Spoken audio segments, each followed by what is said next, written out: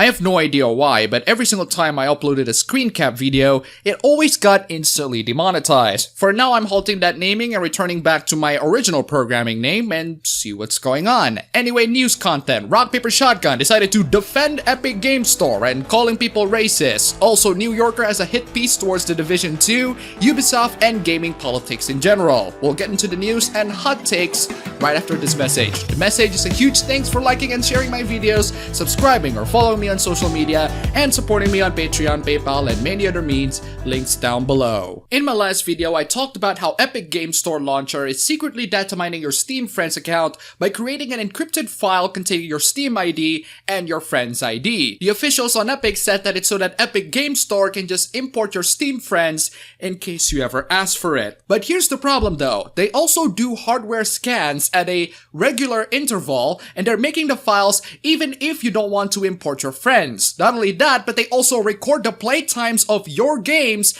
and Epic still hasn't answered a question on that. And by the way, not playtime on Epic Game Store, playtime on Steam. And here comes Rock Paper Shotgun with its incredibly hot take with perhaps some of the worst writing that I have ever read in any video game publication. Let's see what you have to say, writer. If you jack into the worldwide whisper shell at a certain time yesterday, you might have come away with the impression that the Epic Game Store software was spying on you for China.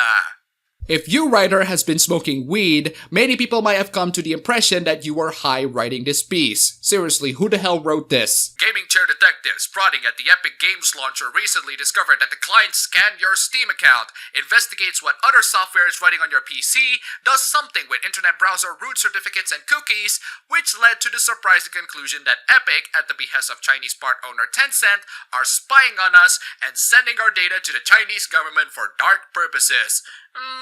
No, Epic responded. That is not what's happening. The internet. Well, if you put it that way, it kind of makes Epic Game Store sound like a bunch of liars. Don't worry guys, this didn't really happen. And we're supposed to just believe that? We're supposed to just believe that Epic Game Store didn't do anything shady because they data mine your Steam account regardless of whether or not you gave it permission to do so? Also, good God, I don't even think Bulwark Academy accepts this level of writing. This all flared up on the Reddit subforum from Phoenix Point, the latest game to turn its back on other stores and become exclusive for Epic for 1 year. Anti-Epic Store sentiments are riding high as they keep splashing megabucks on securing exclusives, and this was inevitable. Someone with a little knowledge, enough to be dangerous, jumping on conspiratorial, and to be honest, kinda racist conclusions. You heard it right here, folks. Criticizing Epic Game Store for data mining Steam and not wanting your personal information to be stolen by the Chinese government is somehow racist. Now this will convince people to go back to Epic Game Store, insulting them and telling them that they're racist. I also noticed that you hired a bunch of professionals. Look at this stellar writing. I really love how the writer just took a couple of sentences from the people at Epic Games and just take them on their words. Then amateur analysis was taken as fact and stripped of context and passed around the cybernet, prompting Epic to respond and try to clear it up. Epic is controlled by Team Sweeney, Daniel Vogel, Epic's VP of Engineering, said on Reddit. We have lots of external shareholders, none of whom have access to customer data. So no, he says, Epic aren't spying for the Chinese government. Epic Games isn't spying for the Chinese government because they say so? And here's another bizarre part from the writer. The writer herself even stated that there's something shady about the launcher. Vogel's explanation is that the launcher automatically copies and encrypts some Steam data, but doesn't use it unless you tell it to import your Steam friends to Epic, and then only sends friends IDs, nothing else. It does appear shady that the launcher looks— Yes, you dumb broad! It is freaking shady! If even you have to admit that it is shady, by your own logic, you are also pretty freaking racist. Epic's policy is fairly legible as these go, far better than many EULAs, but it'd be sensible for companies to clearly lay out specifics. While the vagueness and bendiness of such policies may serve the companies well, letting them to do more than many users might expect, they inevitably spark backlash and conspiracy. So you do recognize that there is some merit to the complaint, but you keep calling them conspiracies and accuse people of racism. I'm genuinely wondering how much they pay you to write for this article, and with this level of literacy— As much as I like to see Epic's exclusives not be exclusive, which, to be honest, isn't a massive amount because I have half a dozen clients installed anyway, let's not go instantly buying into conspiracy theories just because they justify our dislikes, yeah? And you writers should not jump into the race card because you don't like what people say on the internet, yeah?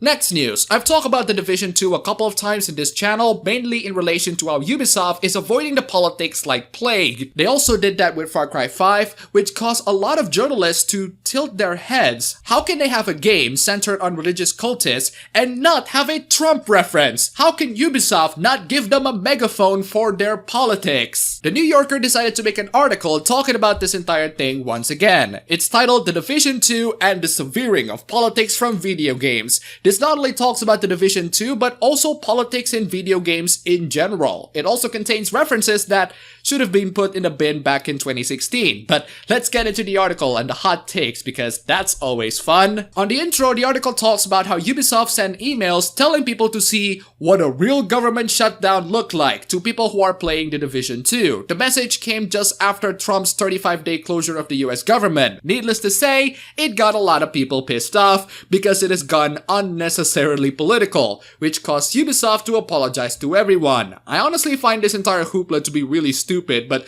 the writer uses this as a point to illustrate that The Division 2 is not making any political statement, even though the game's themes are inherently political. And here's where the writer gets into the good stuff. Games have long reflected the political realities in which they are made. Usually the reflections are straightforward. In the 1980 arcade game Missile Command, which arrived in the midst of the Cold War, you must save 6 American cities from nuclear attack by shooting down missiles before they strike.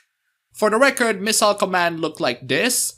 Yeah, I ain't reading too much politics into that. The writer then points out that some games serve as bald propaganda, pointing out to 2 board games that are blatantly feminist and anti-Semitic. Kudos for actually calling a feminist board game propaganda. In recent years, video game developers have continued to borrow politically charged settings while arguing that, unlike Suffragette or June Rouse, their games remain, as Ubisoft CEO put it, politically impartial. Partly, this is a result of backlash from players. Publishers are aware that there is a militant fringe of gamers that don't want to see any politics or, at least, progressive politics in their hobby.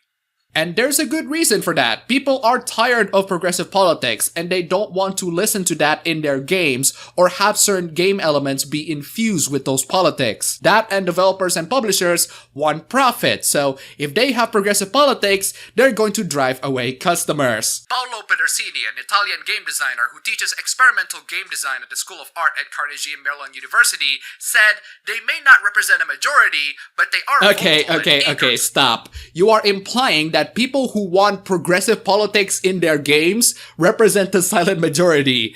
That, my friend, is a big no-no from me. And here's where the writer throws in the big guns. Unnecessary Gamergate reference that nobody should freaking listen to because it's not 2016. Writer, just stop. For the love of God, stop. You're embarrassing yourself. In the years since, even seemingly benign game features have met lingering resistance. In 2018, when developers of the Second World War set game Battlefield 5 announced that the game would include female soldiers, critics claimed that the decision was a symptom of political correctness. They created the hashtag #NotMyBattlefield and set up online petitions demanding a reversal.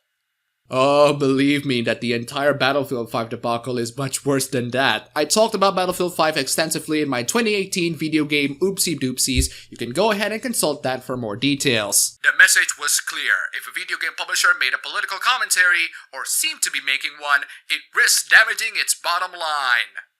What was the praise again? Get broke, go woke? Some publishers have refused to budge, either accept it or don't buy the game, Electronic Arts Chief's creative officer Patrick Soderlund said in response to the Battlefield controversy, but others have adopted a cautious, almost self-censoring approach. Are you seriously going to claim that people asking for no more progressive politics in games is akin to censorship? Listen, game developers and publishers, you are perfectly allowed to have progressive politics on your video games. It's just that you will receive backlash and criticism at best, and you will not have people to buy your games at worst, especially when you tell them to not buy them. You can either choose a side in this political landscape like Battlefield 5, or not like Ubisoft and focus on delivering boring and bland sandbox games. I love how you reference Deus Ex Mankind Divided's All's Lives Matter hoopla, because the people who complain about that reference are not actually gamers, but progressive themselves. So you're complaining about censorship of political statements in video games, but then you cited one example where it's the progressives who are pressuring the game to censor it. Not sure where you're going with this, my friend. This sort of strategy and eagerness to borrow the aesthetics and frisson of a political theme without addressing that theme explicitly faces its own criticism, both from players and from those who work in the industry. The writer then cited Far Cry 5 in regards to that previous statement. That's a big, fat, stinking lie. All of the criticisms surrounding the lack of political senpai notice me are from journalists themselves. The people who actually play Far Cry 5 are criticizing the game for being another Ubisoft sandbox that is sometimes fun but really not that great. Get your facts straight, writer. For critics, exploiting only the superficial elements of the setting was both opportunistic and a waste of valuable platform. Oh wow, you actually said that these games could offer a megaphone to air progressive views. How about no? The writer then referenced Robert Yang. I've seen this guy referenced many times in many articles before. He's well known to make games that are... well, I'd rather you just Google it for yourself, but I guarantee that you're gonna have some bleach in your eyes. He's making a comparison between video games and films, and not a good comparison, mind you, because the person whom the writer interviewed said that films are better because there's an ecosystem that rewards them for being political. Please, for the love of God, do not provide an ecosystem where games are rewarded for being political. We already have the Oscars for that, which might as well be named Rich People Stroking Their Egos.